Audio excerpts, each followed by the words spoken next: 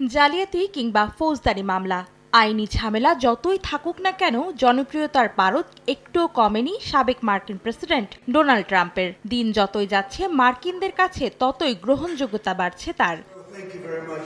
চলতি বছরের নভেম্বরে অনুষ্ঠিত হতে যাচ্ছে যুক্তরাষ্ট্রের প্রেসিডেন্ট নির্বাচন। প্রার্থিতার দৌড়ে এক প্রকার চূড়ান্ত রিপাবলিকান দলের ট্রাম্প আর ডেমোক্র্যাট দলের বাইডেন। কিন্তু জনপ্রিয়তার দৌড়ে বর্তমান মার্কিন প্রেসিডেন্টকে পেছনে ফেলেছেন ট্রাম্প। ফৌজদারি মামলায় বিচারের মুখোমুখি হওয়ার পরও নিজের সমর্থন ধরে রেখেছেন তিনি।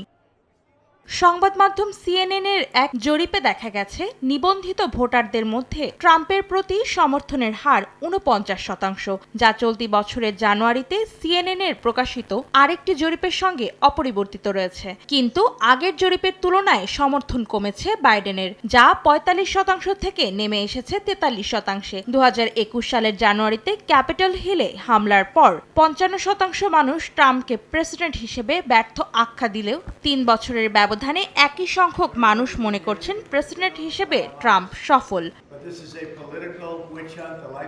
বিকাশে কম খরচে ক্যাশ আউটের লিমিট বেড়ে ৫০,০০০, প্রিয় এজেন্টও ২টা।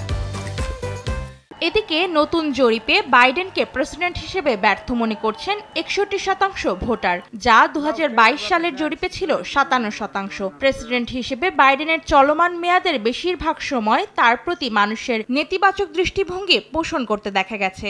১ বছরের বেশি সময়ে সিএনএন যতগুলো জরিপ চালিয়েছে তার সবকটিতে বাইডেনকে নিয়ে মানুষের মনোভাব প্রায় একই থাকতে দেখা গেছে।